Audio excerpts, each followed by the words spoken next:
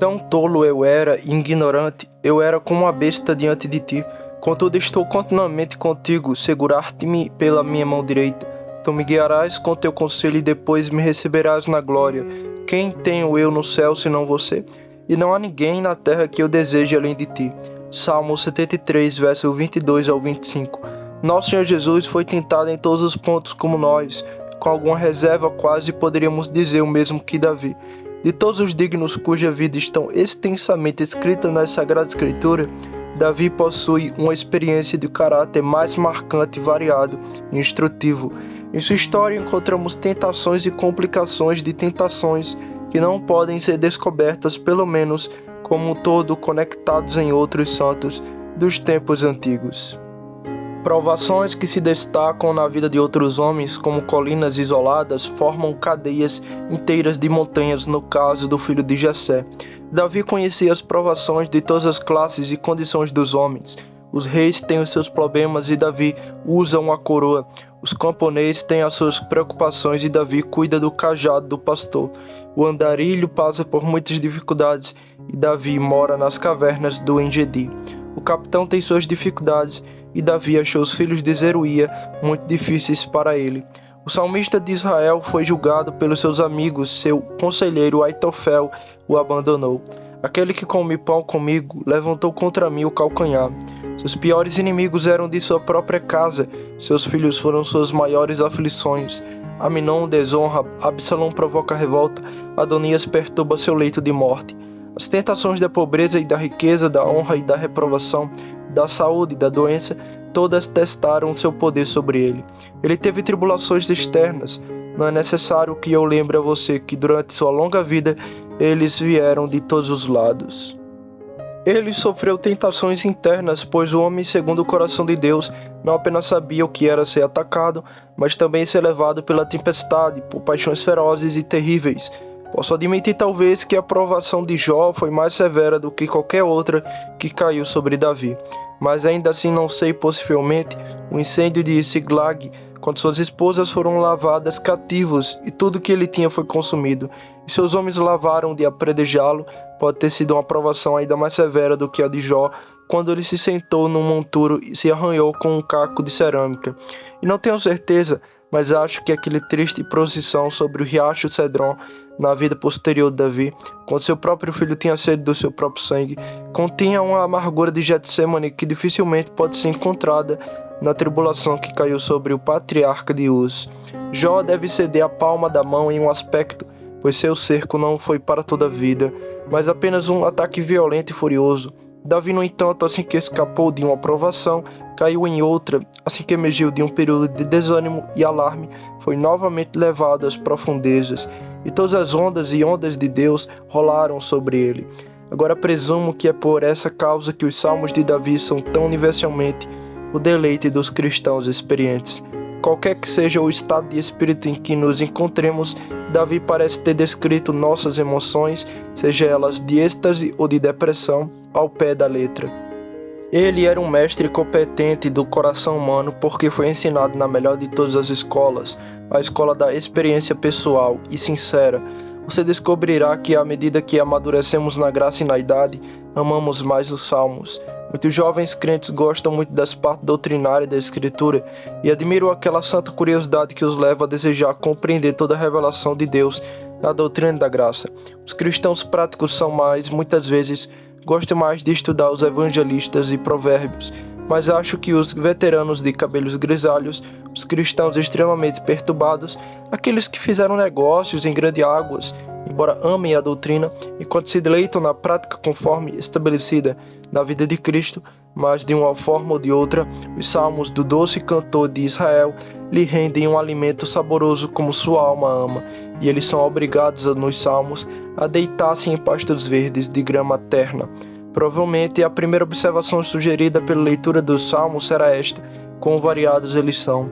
Que homem extraordinário é Davi, que mudanças ocorrem no clima de sua alma, que dias brilhantes de sol, que noites escuras e nubladas, que calma como se sua vida fosse um mar de vidro, que provações terríveis como se o vidro estivesse misturado com fogo. Uma vez o encontramos chorando, meu Deus, por que me abandonaste? E logo ele canta, bendizei ao Senhor minha alma, e tudo que há em mim, bendize ao seu santo nome. Uma hora ouvimos-lo suspirar, afundo-me num lamaçal profundo onde não há pé, e então encontramos exultante, ó Senhor é a minha luz e minha salvação, e a quem temerei? O Senhor é a força da minha vida, de quem terei medo? Quão maravilhosamente ele sobe ao céu e quão terrivelmente ele mergulha nas profundezas. Certamente, irmãos, nós que conhecemos alguma coisa sobre a vida espiritual interior, não nos maravilhamos com isso, pois também mudamos. Infelizmente, que contraste entre o pecado que tão facilmente nos assedia e a graça que nos dá para reinar nos lugares celestiais. Quão diferente é a tristeza de uma desconfiança abjeta que nos despedaça como um forte vento leste, e a alegria de uma confiança santa que nos leva ao céu como um vendaval propício. O que muda entre andar com Deus hoje e cair na lama amanhã, triunfar sobre o pecado, a morte e o inferno ontem, e hoje ser levado cativo pelas concupiscências da carne e da mente. Na verdade, não podemos compreender a nós mesmos, e uma descrição que nos serviria ontem será inadequada para hoje e totalmente deslocada para amanhã. Quase nunca ficamos na mesma opinião por uma hora.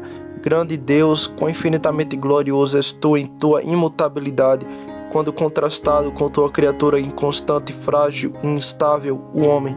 Cabe a mim esta manhã revelar em alguma medida humilde os segredos da experiência interior.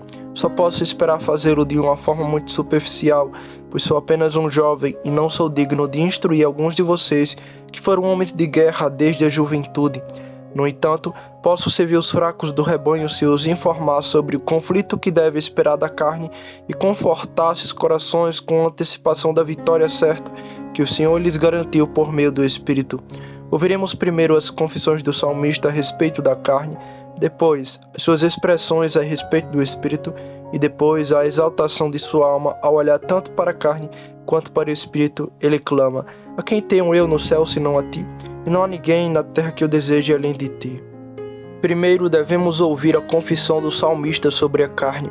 Lembre-se, amado, este é um santo de Deus, este é um santo altamente avançado, este é o homem segundo o coração de Deus, este é um dos favoritos especiais do céu, um dos homens a quem Deus se revelou como ele não faz ao mundo, e ainda assim você o ouve nos contando sua vida interior. E ele começa dizendo assim, eu era tão tolo e ignorante, eu era como a besta diante de ti. A palavra tolo, quando sai da boca de Davi, significa mais do que na linguagem comum. Ser chamado de tolo não é um grande elogio para qualquer homem, mas quando essa palavra significa ateu, desprezador daquilo que é bom, quando significa um esquecido de Deus, um amante do mal, um destruidor da própria alma, então ser chamado de tolo é algo que deixa o homem realmente ofendido. Davi, em um dos versículos anteriores do Salmo, escreve, tive inveja dos tolos quando vi a prosperidade dos ímpios, e o que mostra que a loucura que ele pretendia continha pecado. Agora, eles se consideram um desses tolos e acrescentam uma pequena palavra que dá intensidade ao adjetivo. Tão tolo eu fui. Quão tolo ele não sabia dizer.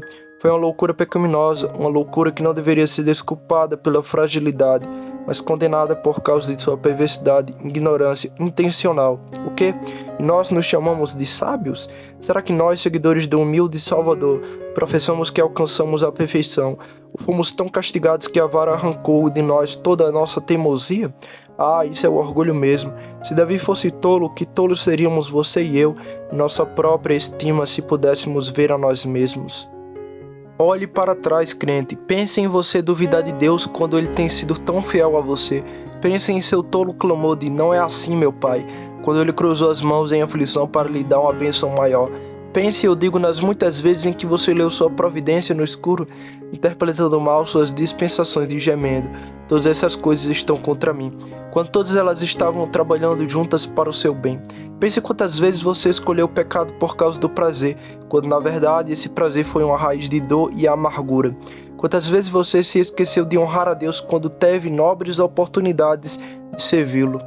Eu, pelo menos, devo tomar meu lugar no tribunal e me declarar culpado da acusação de uma loucura pecaminosa, e acho que todo aquele que conhece seu próprio coração, por mais avançado que esteja na graça, deve também fazer o mesmo.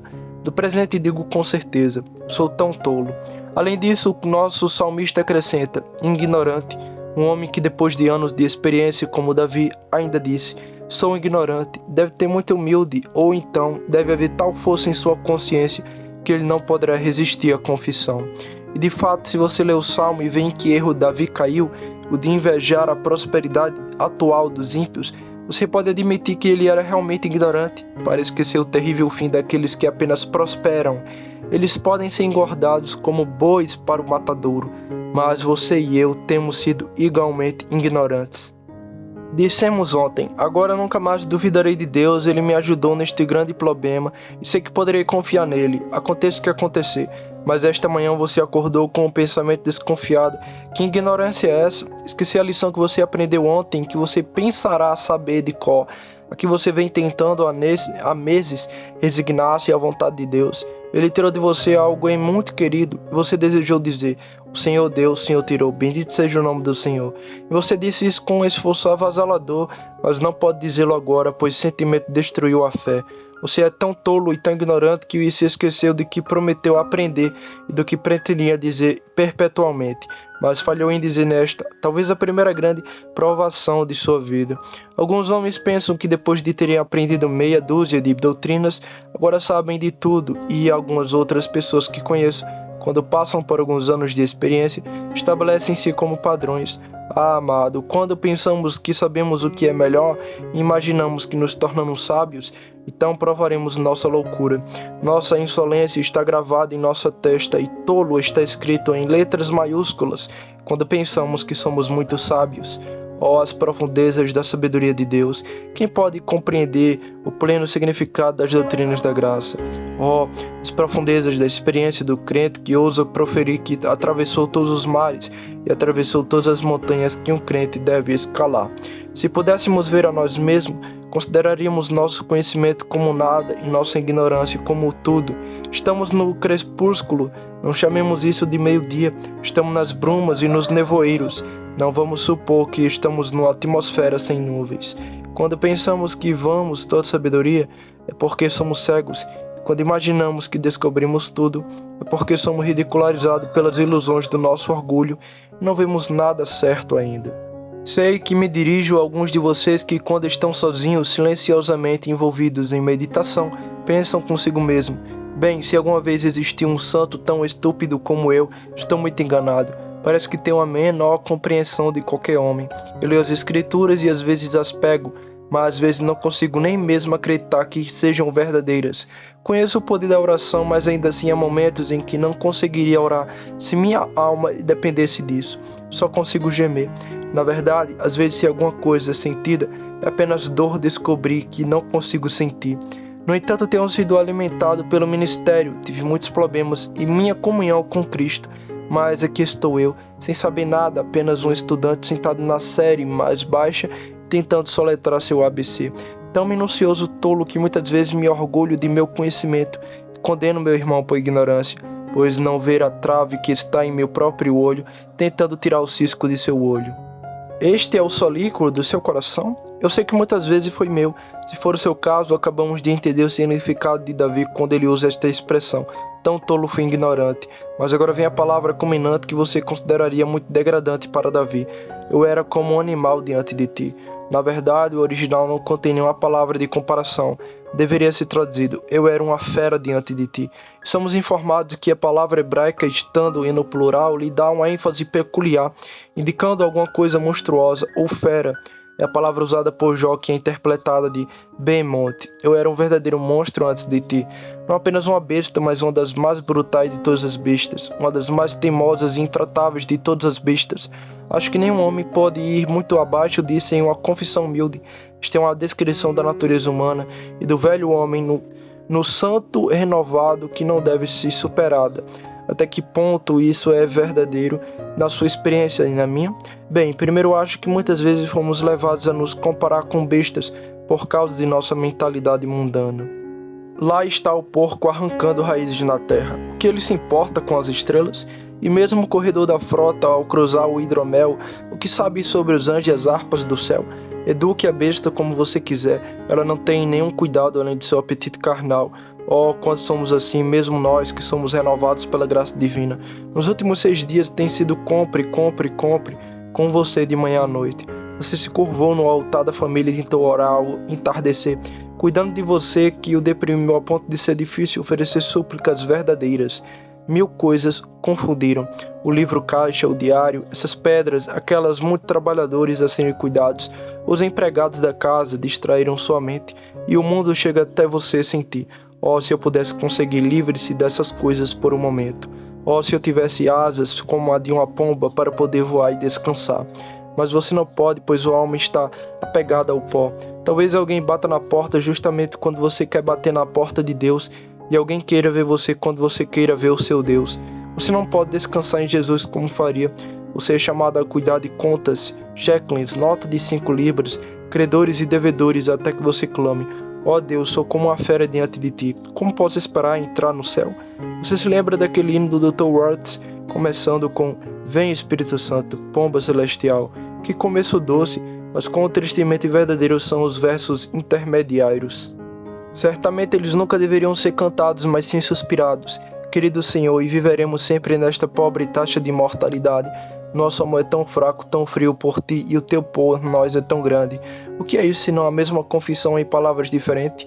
Fui como um animal diante de ti. Vamos adicionar outro tom de preto à imagem.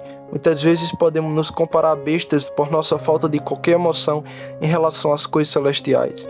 Tenho certeza de que Rutherford estava certo quando disse: nenhum demônio no mundo é tão ruim quanto não ter demônio. Não ser tentado é talvez a pior tentação que pode sobrevir a um homem. Há momentos, suponho que seja assim com você, e como é comigo também. Momentos em que minha alma está como uma carra mortal, e essas estações estão ao que eu temo. Nenhuma agitação no ar, nenhuma agitação no mar. O navio estava tão imóvel quanto o navio poderia estar. Que marinheiro gosta dessa calma morta? Temos certeza de que tremo a encontrar mais com eles. Melhor o furacão saudável do que o silêncio pestilento. Você oraria, mas não pode comandar a seriedade e o fervor que deseja. Você se arrependeria, você sente que se arrependeria, mas nenhuma lágrima fluirá, pois o coração é duro. Você louvaria a Deus e os lábios podem pronunciar as palavras, mas a alma não pode acompanhar a música. Você gostaria de despertar alguma emoção elevada, mas não pode. O coração não sentirá. Ele esfriou e uma espécie de sono mortal tomou conta de você, como o sono que dizem cair sobre um andarilho na neve quando ele chega perto de morrer. Oh, ser despertado disso é uma bênção enviada pelos céus. Ser despertado mesmo que seja por um furacão de aflição ou por um trovão de problemas. Uma coisa horrível estar neste estado apático. É então que o crente clama: sou como uma fera diante de ti. Você está morto como um assento em que se senta no sábado, indo para a ordenança, comendo pão e bebendo vinho, mas não sentindo comunhão com Cristo. Participando da música e adorando, mas cantando sem sentimento, sem coração. Ir às reuniões de oração sentindo que não iria parar por nada no mundo, e ainda assim não há vida, nem poder, nem pensamento, nem vigor. Algum jovem cristão olha para mim e diz: o quê? Os velhos cristãos se sentem assim? Eu digo: eles fazem isso às vezes. É triste que tenhamos que confessar que o homem é tão vil, mas ele é assim. E cada um de nós descobriu que é assim. E deixe o crente viver apenas um pouco e ele terá que usar a linguagem de Davi e clamar: eu era como a besta diante de ti. Veja mais uma vez quantas vezes tivemos que reclamar que somos como os animais por causa da nossa miopia. A besta não pode olhar para a eternidade, não pode olhar para os séculos e olhar para o cumprimento da profecia na plenitude dos tempos. Tem que se contentar com as coisas que estão próximas, as coisas da hora e do dia. Mesmo tão miopes somos você e eu. Achamos que vemos o fim quando estamos apenas vendo o começo. Às vezes pegamos nosso telescópio para olhar para o futuro e respiramos no vidro com o hálito quente de nossa ansiedade. E então pensamos que vemos nossas nuvens em escuridão diante de nós. Se estivermos em apuros, vemos todos os dias novas dificuldades e nos perguntamos onde a cena terminará, mas concluímos que deve terminar em nossa destruição. Deus se esqueceu de ser glorificado e pensamos: ele com raiva fechou as entranhas da compaixão. Oh, que miopia! Quando você e eu deveríamos acreditar em Deus, quando deveríamos olhar para o céu que nos espera e para a glória para a qual essas leves aflições estão nos preparando, quando deveríamos olhar para através das nuvens para o sol eterno, para que nunca se sabe que aconteça um eclipse, quando deveríamos estar descansando no braço invisível do Deus imortal e triunfando em seu amor, estamos de luto e desconfiados. Deus nos perdoe por isso, mas nestas coisas, na verdade, temos sido como animais diante dele. Devo acrescentar novamente que muitas vezes os crentes têm que reclamar que as paixões animais se agitarão neles até sentirem a besta dentro deles. Não vou me aprofundar neste caminho de experiência dolorosa, apenas insinuo que alguns que podem ter ficado surpresos com isso, como se fosse uma novidade, podem saber que é comum ao homem. Aquele que tem comunhão com Deus às vezes sentirá o diabo dentro de si, até que eles se considerem um diabo. E às vezes também o Senhor tem a misericórdia de seus servos. Quando a tentação chegar em um momento de descuido, eles poderão ser traídos e Satanás poderá triunfar. Se então eles conseguem olhar para trás para uma explosão de raiva ou pecado e não dizer depois, eu era como a besta diante de ti, ó Deus, ou então eu me desespero com eles. Outros homens cometem esses pecados, outros homens caem nessas iniquidades, mas cabe ao cristão apenas abominar-se por causa deles. Pecar não é manchar para os filhos de Deus, mas odiar o pecado. Confessá-lo humildemente e cair no pó com humilhação por causa dele está um dos requisitos escolhidos dos filhos verdadeiramente gerados do céu. Eu sei que muitos de vocês, com um gemido que não poderia ser expresso, foram levados a sentir em seus corações que, embora sejam os eleitos de Deus e comprados com sangue precioso, o Espírito de Deus habita em vocês. Ainda assim, vocês ainda são, quando a carne prevalece, como bestas diante de Deus. Na verdade, meu texto, como eu disse, parece nos tornar ainda piores que os animais, pois a comparação que Davi usa não é com a criatura comum e comum, mas com algum monstro terrível, um behemonte. Quando olhamos para dentro, há nada de adorável, somos todos uma massa de partes distorcidas e mal unidas. Há muito orgulho, luxúria e raiva, e o que há de bom? Irmãos, nosso apóstolo disse que nele não habitava nada de bom, e você e eu não somos melhores do que ele, nada de bom, mas tudo que é mal e todo mal colocado na forma mais exagerada, até que aquele que tenha visto ele mesmo esteve pronto a enlouquecer ao pensar que algum dia deveria ser tal como ele é. Ó graça divina, ó amor soberano, se não fosse por isso, deteríamos em desespero quando pensamos na indelicadeza de nossa natureza, mas teimosos do que gigantes somos nós. Deus pode domar as criaturas, o homem pode até colocar um freio na boca do cavalo e ter freio para o burro, mas nós, mais intratáveis que os burros, não devemos ser impedidos de pecar. Eles são obstinados, mas sua obstinação pode ser reprimida e superada. Às vezes, a aspereza e imediatamente a bondade podem subjugar o bruto mais teimoso, mas nossa língua e coração nenhum homem pode domar. O mal, apenas o mal, e isso continuamente ainda permanece em nosso coração, chutando contra os aguilhões até o fim, permanecendo até a morte como um boi desacostumado ao jugo. O que direi da natureza humana, tal como o cristão a descobre em si mesmo? Direi apenas que é impossível exagerar sua maldade. Você deve descrevê-lo nos termos mais sombrios e sujos, e você encontrará afinal crentes que dirão que o homem é pior do que o seu retrato negro, pois somente a linguagem de Davi nos servirá. Eu era tolo e ignorante, e era também tão tolo quanto em uma besta diante de ti. Não me deterei mais nesta parte.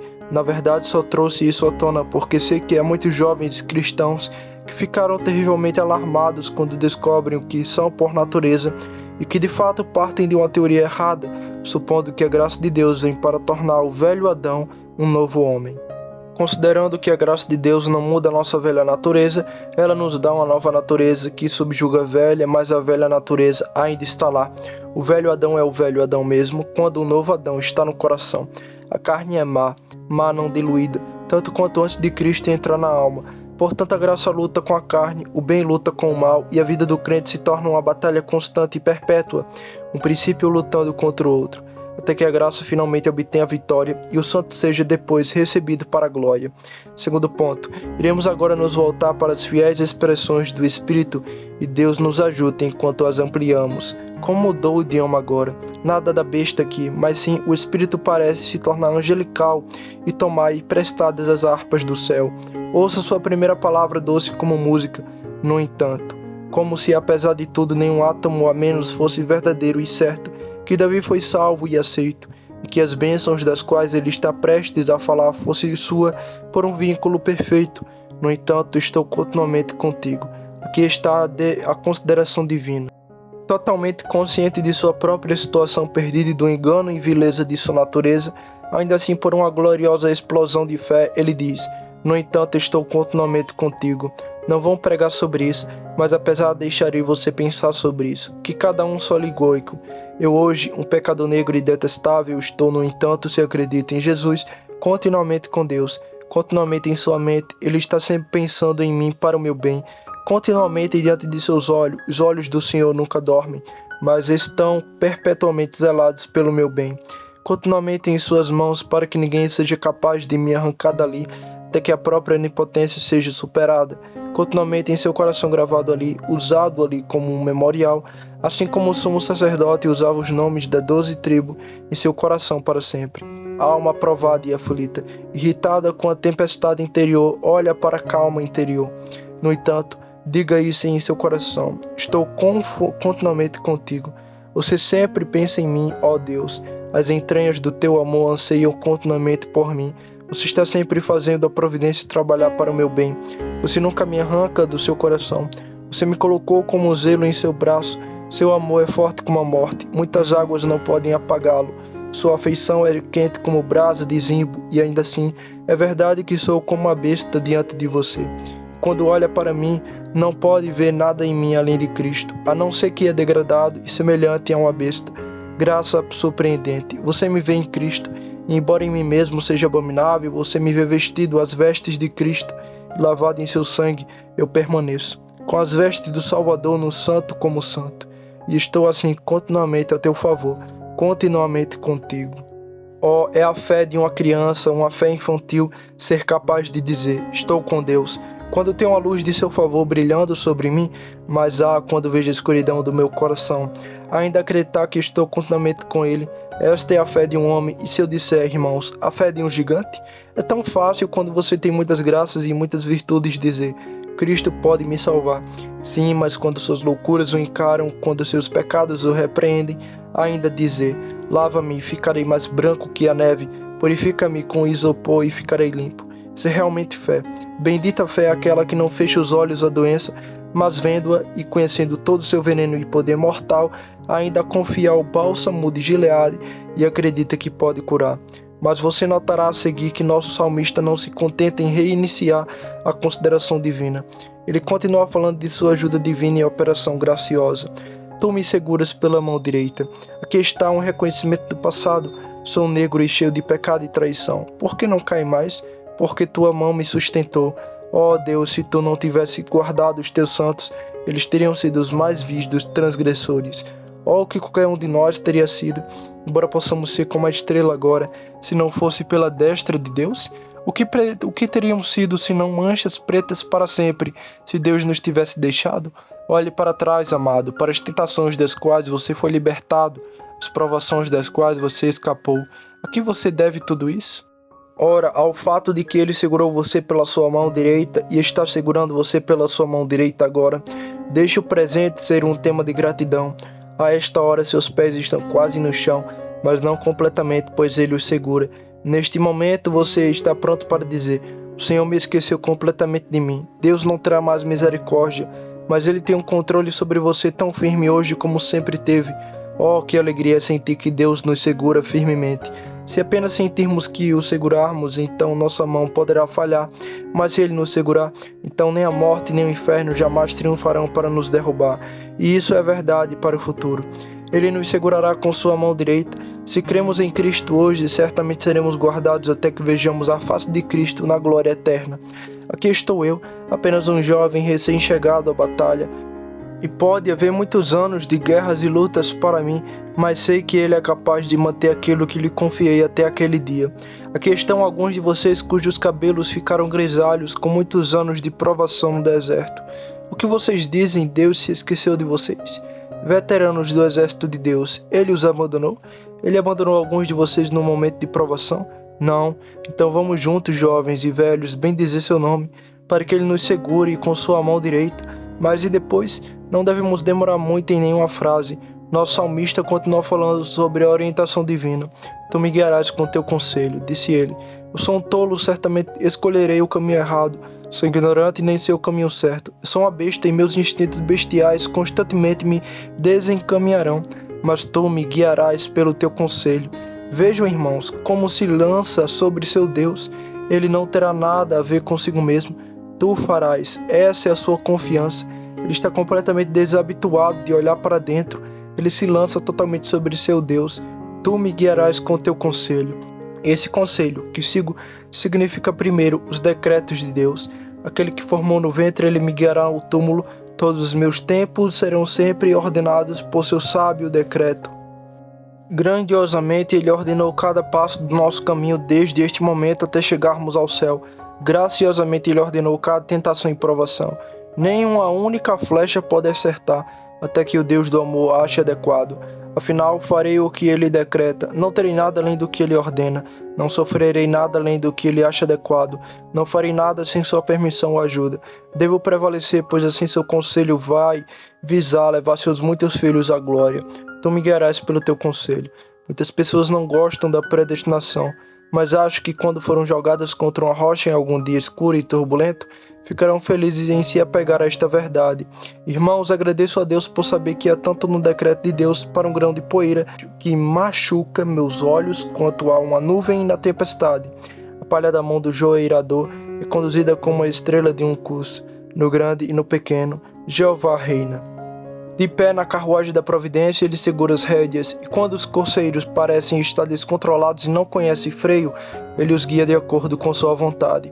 Ó, descanse nisso, crente. Ele os guiará com seu conselho. Mas este conselho também representa a palavra escrita. Seu decreto é seu conselho. Sua palavra escrita é seu conselho. Seu conselho para nós. Feliz é o homem que tem sempre a palavra de Deus para orientá-lo. O que seria um marinheiro sem a bússola? O que serão os cristãos sem a Bíblia? Esse é um mapa infalível, um mapa no qual cada banco de areia é descrito e todos os canais, desde o porto da destruição até o porto da salvação, mapeados e marcados por alguém que navegou ao longo do mar. Bendito, bendito sejas tu, ó Deus, para que possamos confiar em ti, para nos guiar agora e nos guiar até o fim. E tudo isso é para nós que somos como brutos diante dele. Ó minha alma, você já soube o que é ser completamente abatido até que não haja mais esperança para você, e ainda assim ser levado até que não haja mais dúvidas para você. Foi ontem que conheci todas essas experiências em meu próprio coração. Um ser mais miserável é miserável do que eu. O inferno dificilmente poderia produzir, e ainda assim uma criatura mais feliz e de coração alegre dificilmente poderia encontrar o céu. Como você diz, como foi isso? Quando olhei para dentro e observei a depravação e a morte em todos os lugares, minha alma ficou perturbada quase até a morte. Mas quando olhei para Cristo e vi a plenitude da aliança e a maneira completa pela qual Ele cobriu todos os meus pecados e apagou toda a minha iniquidade, meu espírito era como um pássaro que escapou do passarinheiro e voou cantando para o céu com alegria e gratidão. Tu me guiarás com teu conselho, depois vem a última recepção divina, e depois recebe minha glória. Ó, quão doce é isso! Receba-me na glória. Pegue isso, cristão. Não quero que você pense que no que digo esta manhã. Quero que você pense no que sentiu e no que o Senhor está fazendo por você. Ele receberá você para a glória. Ora, se tivesse sido dito, Ele te condenará por toda a eternidade. Seu coração teria dito, isso eu mereço ricamente. Mas ele disse, eu te receberei para a glória, escorregando, caindo, e ainda assim eu finalmente te tratei com segurança, vagando, errando, desviando-se, mas eu te receberei na glória. Cheio de pecado, cheio até o fim do pecado, assombrado pela incredulidade até a hora da sua morte, tentado, talvez, em seu leito de morte. Seu próprio sofá é uma parte do campo de batalha, seu travesseiro é um castelo a ser invadido ou defendido. Ainda assim eu te receberei para a glória. Irmãos, aquele momento em que você e eu seremos recebidos na glória, podemos concedê-lo? Você se foi, o corpo frágil, não há mais nada de dor em você, mas, melhor ainda, você se foi carne vil, sem mais tentação, sem mais pecado. Velho Adão, você apodrecerá. Deixe os vermes devorar você. Estou feliz por me livrar de você. Longe de um mundo de tristeza e pecado, com Deus eternamente encerrado. E esta é a sua porção e a minha porção, embora prevaleçam dúvidas e medos, e dificuldades ousemos dizer que Cristo é nosso, ainda assim descansando nele, somente nele, não tendo nada de nosso, olhando para seu fluir feridas, cobertas com sua justiça incomparável, finalmente seremos salvos e cantaremos para sempre aquela graça incomparável que nos salvou até o fim. Terceiro ponto. Para concluir, o salmista tem olhado para o seu complexo, para a carne, e gemendo por causa disso, e depois para o seu espírito, confiante em seu Deus, E ele conclui toda a sua história assim: quem tenho eu no céu além de ti? Conheci homens que perderam suas propriedades, mas eles não disseram: quem tenho eu no céu senão a ti? Conheci um homem que perdeu a sua esposa e ainda se olhou para a terra em busca de algum conforto. Eu vi perder o filho após filho, mas ele ainda achava que o mundo tinha muito encanto. Eu conheci doente, mas ele teve prazer na vaidade. Mas há uma coisa que não pode acontecer. Um homem não pode conhecer a si mesmo a ponto de sentir sua loucura e sua ignorância, de sentir o caráter bestial de sua natureza, sem imediatamente voltar seus olhos para Cristo. Não há nada que faça alguém amar a Cristo, penso eu, tanto quanto um sentimento de seu amor equilibrado com o sentimento de nossa indignidade dele. É doce pensar que Cristo nos ama, mas há lembrar que somos negros como as tendas de Quedar, e ainda assim Ele nos ama. Este é um pensamento que pode muito bem nos afastar de todo o resto. Que Ele me ame quando tem algumas graças e algumas virtudes não é uma grande maravilha, mas que Ele me ame quando em mim, isto é, na minha carne, não habita nenhum bem, quando não tem um encanto, nem belezas, nenhum atributo atraente, nenhum traço de caráter que seja digno de sua consideração. Que Ele deveria me amar então. Se isso não me faz jurar o divórcio ao mundo, o que poderá? Eu acho crente que você virá a Jesus e colocará sua mão na dele e dirá: só tu és meu, nenhum outro amor posso te dar além deste. Não posso amar o mundo quando conheci um carinho como o seu, e quando vejo quão pouco mereço isso, devo amar-te. Então o espírito voa para o céu, pensando em toda aquela alegria, o êxtase que está por vir, mas lembrando-se ao entrar no paraíso, de que estava na terra apenas como uma besta diante de Deus, olha ao redor através do céu e diz aos anjos: não consigo pensar em você, só consigo pensar naquele que poderia amar uma criatura tão vil como eu. Certamente passando por principados e potestades, esquecendo por um momento a companhia levada pelo sangue, a hóstia sacramental dos eleitos de Deus, descobriremos o trono onde Jesus está sentado e cantaremos para Ele, e este será o cântico: até que Ele nos amou e em seu próprio sangue nos lavou do nosso pecado, a Ele seja glória para todo sempre. Contemple muito, crente, seu próprio estado triste, contemple ainda mais sua própria segurança e perfeição em Cristo. E essas duas coisas juntas farão você desprezar o mundo e suas alegrias, farão você pisar no mundo e suas provocações, e farão você se sentir tão união de coração com Cristo, somente com Cristo Jesus, para que você possa dizer: quem tenho eu no céu senão a ti? E não há ninguém na terra que eu deseje além de ti. Pensei ter visto agora mesmo diante dos meus olhos um buraco escuro e horrível, e lá no fundo, onde o olho não conseguia alcançar, jazia um ser despedaçado, cujos gemidos e uivos perfuravam a terrível escuridão e surpreendiam meus ouvidos. Pensei ter visto também um ser brilhante voar do céu mais alto, e num instante mergulhar naquela escuridão negra até que ele se perdeu e foi enterrado nela. Esperei por um momento e em minha mente vi dois espíritos surgindo das profundezas horríveis com os braços entrelaçados, como se um estivesse sustentando o outro. O vi emergir da escuridão. Ouvi o mais belo deles dizer ao subir para a luz: eu te amei e me entreguei por você. E eu ouvi outro dizer que era aquele pobre quebrado agora há pouco, e eu fui tolo e ignorante, fui como uma fera diante de ti. Antes que eu pudesse escrever as palavras, ambos os espíritos se ergueram no ar, e ouvi um deles dizer: você estará comigo no paraíso, e o outro sussurrou: no entanto, estou continuamente contigo. À medida que subiam mais alto, ouvi um dizer: ninguém te arrancará da minha mão. E ouvi outro dizer: tu me segurais pela minha mão direita. Enquanto ainda se levantavam, continuaram um diálogo amoroso. Eu te guiarei com os meus olhos, disse o brilhante. O outro respondeu: tu me guiarás com o teu conselho. Eles alcançaram as nuvens brilhantes que separam a terra do céu, e ao se separarem para dar lugar ao glorioso, ele disse: eu irei permitir-te sentar-te no meu trono, assim como eu venci, e sentar-te no trono do meu Pai. E o outro respondeu: e depois me receberás na glória. Eis que as nuvens fecharam as portas e eles desapareceram.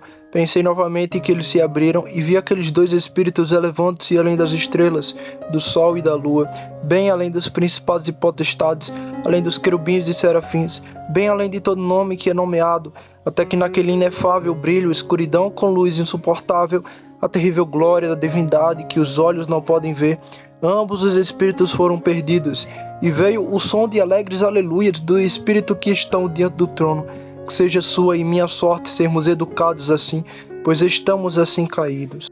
Que possamos ser assim arrebatados ao terceiro céu, pois somos assim quebrantados e lançados no inferno mais profundo por natureza. Deus nos dê fé em Cristo.